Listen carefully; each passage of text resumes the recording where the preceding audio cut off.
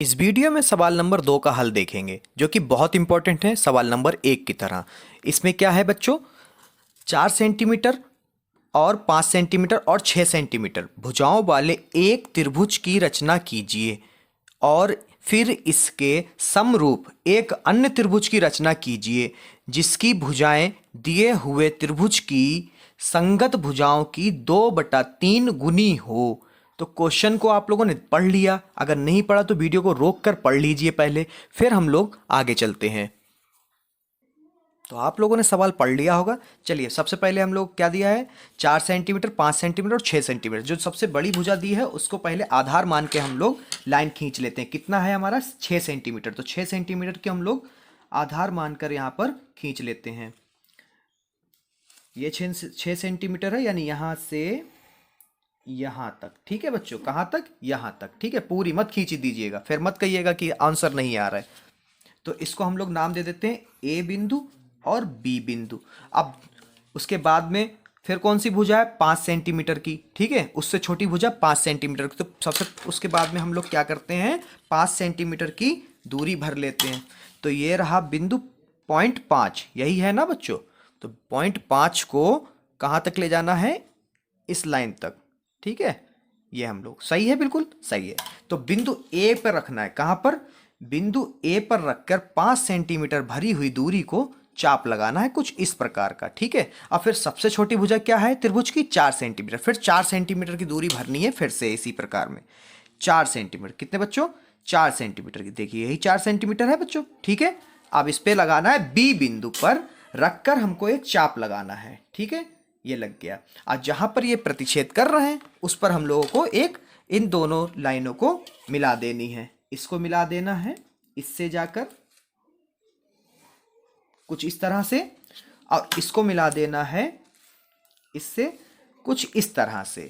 और इस बिंदु को जहां पर ये दोनों कटे प्रतिच्छेद हुए उसको मान लेते हैं सी। ठीक है, ये हमारी है 6 सेंटीमीटर की, ये है हमारी 4 सेंटीमीटर की, और ये है हमारी 5 सेंटीमीटर की। ठीक है, तो अब आगे क्या करते हैं, तो ये तो नॉर्मल सी बात हो गई। अब ये कह रहा है इसी प्रकार एक त्रिभुज की और रचना कीजिए।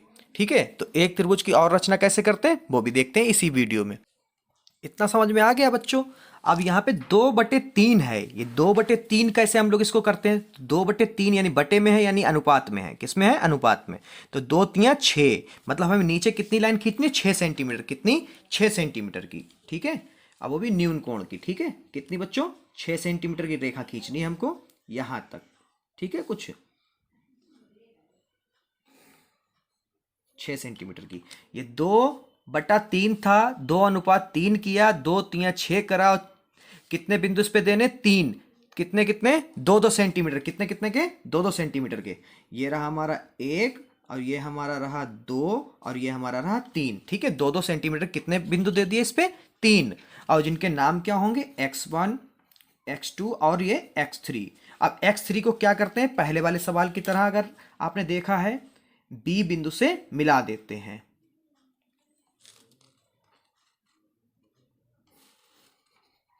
बी बिंदु से मिला दिया। अब क्या करते हैं हम लोग, प्रकाल से बच्चों, प्रकाल से करते हैं। x3 पर हम लोग रखते हैं, अंतिम बिंदु पर रखते हैं, और पहले वाले x2 से अधिक दूरी लेते हैं, अधिक दूरी। ठीक है, थोड़ी सी। अब क्या करते हैं, सेम दूरी से, इसी दूरी से x2 पे रखते हैं और फिर एक चाप देते हैं इसको। ठीक है, अब इन दोनों के बीच की दूरी लेते हैं, ये चाप और ये चाप के बाद में इसके बीच की दूरी लेते हैं। ठीक है बच्चों, कुछ इस तरह से मिल गई।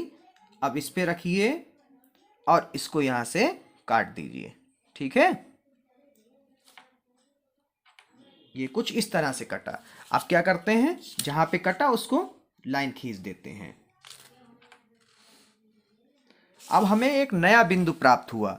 जो नया बिंदु प्राप्त हुआ उसे मान लेते हैं हम लोग ए बी सी, और ये हो गया हमारा डी। मगर हमारा क्वेश्चन क्या कह रहा समरूप होना चाहिए, समरूप होना चाहिए जिसकी संगत भुजा क्या हो, 2/3 हो। तो ये तो 3 वाला हमें प्राप्त है, मगर हमें चाहिए किस पे, इस पे एक नया त्रिभुज चाहिए, बन गया नीचे। ठीक है, ये दोनों क्या होंगी, समांतर होंगी। ठीक है, अब आगे क्या करते हैं, ये वाली रेखा, ये वाली रेखा क्या होंगी, समांतर। ठीक है, अब आगे हम लोग क्या करते हैं जरा देखिए। इस बिंदु पर, ठीक है, थोड़ा सा ज्यादा लेते हैं, एक चाप देते हैं, फिर जो नया बिंदु प्राप्त हुआ था उस पर रख के उसी दूरी से एक चाप देते हैं और इसके बीच की दूरी इसके बीच की दूरी भरते हैं प्रकार में कुछ इस तरह से, और फिर इस वाले पे रखते हैं इस बिंदु पर, और ये कुछ इस तरह से काट देते हैं। अब देखते हैं,